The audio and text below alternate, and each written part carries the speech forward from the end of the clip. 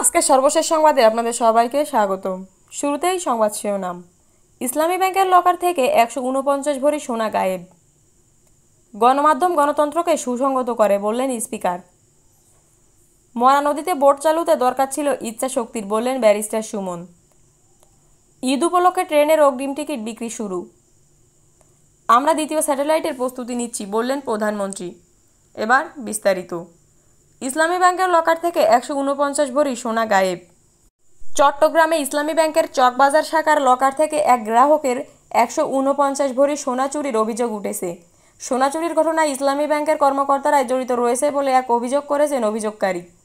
ওই শাখার গ্রাহক রোকেয়া আক্তার বাড়ি গণমাধ্যমকে বলেন, গত 17 বছর ধরে আমি ইসলামী ব্যাংকের চকবাজার শাখায় লকার ব্যবহার এবং অ্যাকাউন্ট পরিচালনা করে আসছি।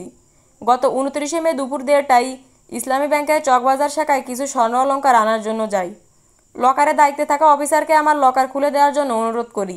তিনি চাবি দিয়ে লকার কক্ষের দরজা খোলার সঙ্গে সঙ্গে ওই অফিসার আমার বরাদ্দকৃত লকারটি খোলা দেখতে পান।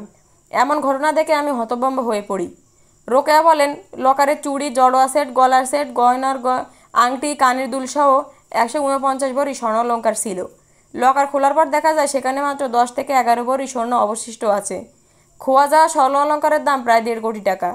রোকেয়া বাড়ি আরও বলেন, ব্যাংক থেকে জানানো হয় ওই ঘটনায় তদন্ত করবে তারা। এই বিষয়ে 1 সপ্তাহ পরে জানাবে। রোকেয়া বলেন, পরবর্তীতে এই ঘটনায় তারা চকবাজার থানায় সাধারণ ডায়েরি করতে গেলে পুলিশ তা গ্রহণ করেননি।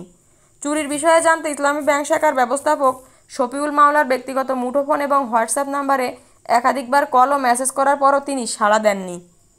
নাম প্রকাশ না করার শর্তে ইসলামী ব্যাংকের একজন ঊর্ধ্বতন কর্মকর্তা বলেন, চকবাজার শাখার ঘটনাটি চুরি, মিসিং বা অন্য কোনো ঘটনা কিনা তা তদন্ত চলছে। ব্যাংকের একজন ঊর্ধ্বতন কর্মকর্তা রোববার ঘটনাস্থল পরিদর্শন করে বিষয়টি তদন্তর দাবি করেন।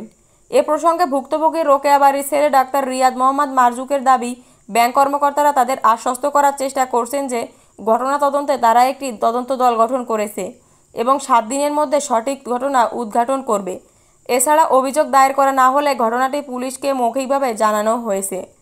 এ বিষয়ে জানতে চাইলে ইসলামী ব্যাংক চকবাজার শাখার ডেপুটি ম্যানেজিং ডিরেক্টর আকেজউদ্দিন জানান, আমরা বিষয়টি দেখছি। গ্রাহকের কাছে মূল চাবি আছে, কিন্তু আমাদের কাছে নেই।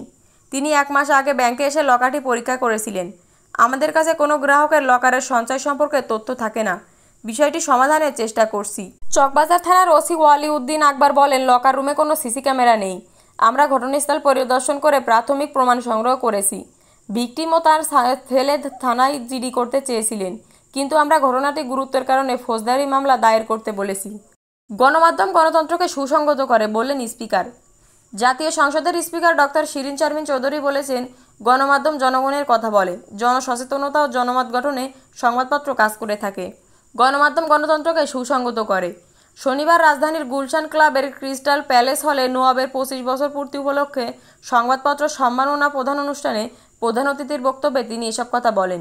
অনুষ্ঠানে newspaper owners association of Bangladesh নোয়াবের সভাপতি একেএম আজাদ এমপির সভাপতিত্বে বিশেষ অতিথির বক্তব্য দেন তথ্য সম্প্রচার প্রতিমন্ত্রী মোহাম্মদ আলী আরাফাত। স্পিকার বলেন, জাতি বিনির্মাণে সংবাদপত্রের ভূমিকা অনস্বীকার্য। 52 ভাষা আন্দোলন থেকে শুরু করে 66 6 দফা, 69 গণ অভ্যুত্থান এবং 71 মহান মুক্তিযুদ্ধের পথ পরিক্রমায় সংবাদপত্র গুরুত্বপূর্ণ ভূমিকা রেখেছে। তিনি বলেন, স্বাধীনতার 53 বছর পরে বাংলাদেশ আজ মধ্যমায়ের দেশে উন্নীত এবং 2041 সালের মধ্যে স্মার্ট বাংলাদেশ রূপকল্প বাস্তবায়নে গণমাধ্যমের সহযোগী ভূমিকা আবশ্যক। ডক্টর শিরিন শারমিন চৌধুরী আরও বলেন, বস্তুনিষ্ঠ সংবাদ পরিবেশনের মাধ্যমে সংবাদপত্র জনমত গঠনে ভূমিকা পালন করে। প্রধানমন্ত্রী শেখ হাসিনা তার সরকারের সময়ে সংবাদপত্রের পথ চলা সহজ করেছেন। প্রচুর সংখ্যক অনলাইন নিউজ পোর্টাল এবং বেসরকারি টিভি চ্যানেল অনুমোদন দিয়ে বর্তমান সরকার মিডিয়া বান্ধব পলিসি গ্রহণ করেছে। তিনি বলেন, সাংবাদিক কল্যাণ ট্রাস্ট আইনের মাধ্যমে সাংবাদিকদের কল্যাণে সরকার নিরলসভাবে কাজ করে যাচ্ছে। স্পিকার বলেন, বঙ্গবন্ধু সংবাদপত্রের স্বাধীনতায় বিশ্বাস করতেন। স্বাধীনতা পরবর্তী সময়ে সংবাদপত্রের উন্নয়নে তিনি গুরুত্বপূর্ণ অবদান রেখেছেন। নোয়াব 2022 সালে 25 বছর পেরোনো সংসদ সংবাদপত্রগুলোকে সম্মাননা প্রদান করে থাকে। এবছর 50 বছর পেরোনো ক্যাটাগরিতে 4টি সংবাদপত্র যথা সংবাদ, দৈনিক ইত্তেফাক, দৈনিক আজাদি, দৈনিক পূর্বাঞ্চল এবং 25 বছর পেরোনো ক্যাটাগরিতে মানবজমিন ও দৈনিক প্রথম আলোকে সম্মাননা প্রদান করা হয়। এ সময় ডেইলি স্টার সম্পাদক ও প্রকাশক মাহবুবজান আনাম ধন্যবাদ জ্ঞাপন করেন। অনুষ্ঠানে সংসদ সদস্য, বিভিন্ন দেশের কূটনীতিকবৃন্দ, দৈনিক পত্রিকার সম্পাদক মণ্ডলী, গণমাধ্যম কর্মী, আমন্ত্রিত অতিথিবৃন্দ ও শিক্ষার্থীরা উপস্থিত ছিলেন। মরা নদীতে বোট চালুতে দরকার ছিল ইচ্ছাশক্তির, বললেন ব্যারিস্টার সুমন। হবিগঞ্জ 4 আসনের সংসদ সদস্য ব্যারিস্টার সৈয়দ সাইদুল হক সুমন বলেছেন, যে লোক মরা নদীকে উদ্ধার করে স্পিডবোট চালাতে পারে তাকে কোনো কিছুর ভয় দেখিয়ে লাভ নেই। মাত্র 5 মাসের ব্যবধানে মরা নদীকে পরিষ্কার করে আর স্পিডবোট চালু হয়েছে। এজন্য দরকার ছিল শুধু আমাদের একটু ইচ্ছাশক্তির। শনিবার সন্ধ্যায় চুনারঘাটের পুরাতন খোয়াই নদী পরিষ্কার শেষে আনুষ্ঠানিকভাবে লেকের কার্যক্রম উদ্বোধনী অনুষ্ঠানে তিনি এসব কথা বলেন। জমকালো আয়োজনে তার আতশবাদীর মধ্যে উদ্বোধন করা হয়। ব্যারিস্টার সুমন বলেন, সারা বাংলাদেশের কোনো এলাকায় এত সম্পদ নেই যে পরিমাণ আমাদের চুনারঘাটে আছে। চুনারঘাটের একটা ছেলেও লক্ষ লক্ষ টাকা খরচ করে বিদেশ যেতে হবে না। আমরা বিদেশ গিয়ে কেন পরের গোলামি করব। এই উপজেলায় 5 স্টার হোটেল হবে, আধুনিক পর্যটন কেন্দ্র গড়ে তোলা হবে। এখানকার সকল ছেলেমেয়েরা কাজের সুযোগ পাবে এসব পর্যটন এলাকায়। উপস্থিত জনতার উদ্দেশ্যে তিনি বলেন, আসুন আমরা সকলে দলীয় ভেদাভেদ ভুলে চুনারঘাটকে উন্নয়নের মডেল হিসেবে গড়ে তুলি। আমি যতদিন আছি ততদিন চুনারঘাটে কোনো অন্যায় আমি হতে দেব না। আগামী 5 বছর আমার প্রধানমন্ত্রীর কাছে সোনার বাংলা গড়ার একটি ধারণা তুলে ধরব। উল্লেখ্য, জাতীয় সংসদ নির্বাচনের আগে পুরাতন খোয়াই নদীকে দূষণ এবং দখলমুক্ত করার প্রতিশ্রুতি দিয়েছিলেন ব্যারিস্টার সৈয়দ সাইদুল হক সুমন। সংসদ সদস্য হিসেবে শপথ গ্রহণের পরদিনই নিজ উদ্যোগে তার কর্মী সমর্থকদের নিয়ে নদীতে থাকা ময়লা আবর্জনা পরিষ্কারের কাজ শুরু করেন তিনি। দীর্ঘ 5 মাস শেষে ময়লা পরিষ্কার করে মরা নদীকে লেকে উন্নীত করা হয়। এর আগে তিনি জাতীয় পতাকা হাতে বিভিন্ন শিক্ষা প্রতিষ্ঠানে শিক্ষার্থীদের নিয়ে স্পিডবোট চড়ে বেড়ান। ঈদ উপলক্ষে ট্রেনের অগ্রিম টিকিট বিক্রি শুরু। ঈদুল আজহা উপলক্ষে ঈদযাত্রার ট্রেনের অগ্রিম টিকিট বিক্রি শুরু হয়েছে। রোববার দেওয়া হয়েছে 12 জুনের টিকিট। এবারও ঈদযাত্রার ট্রেনের সব টিকিট অনলাইনে বিক্রি করা হবে।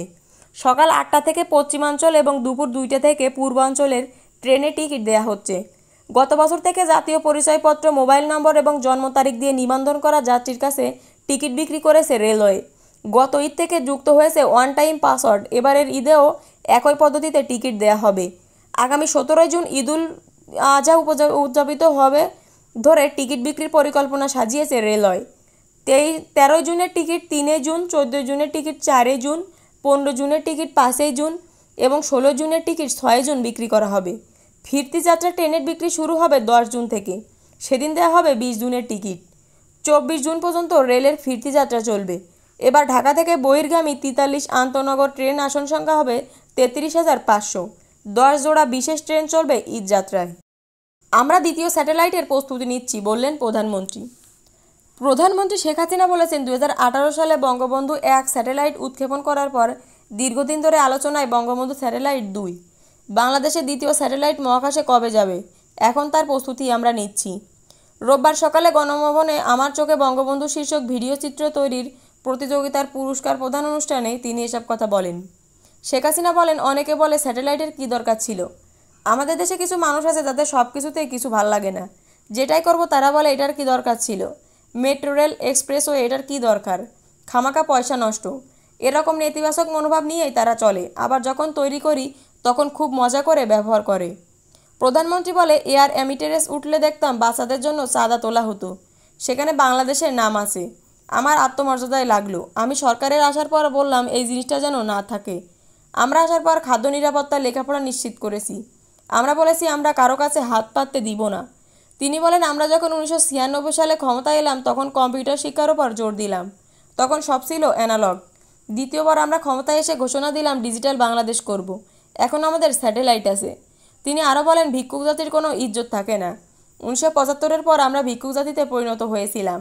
বিদেশে যখন যেতাম বাংলাদেশ শুনলে বলতো, তোমাদের ওখানে তো দুর্ভিক্ষ হয়, ঝড় হয়, জলোচ্ছ্বাস হয়, বন্যা হয়, খুব করুণার পাত্র। আপনি কোন জেলা থেকে আমাদের ব্রেকিং নিউজ দেখছেন কমেন্টে জানাবেন এবং সবার আগে সর্বশেষ আন্তর্জাতিক সংবাদ পেতে আমাদের চ্যানেলটি সাবস্ক্রাইব করে আমাদের সাথেই থাকুন। পরবর্তী ব্রেকিং নিউজের জন্য আমন্ত্রণ রইল। ধন্যবাদ।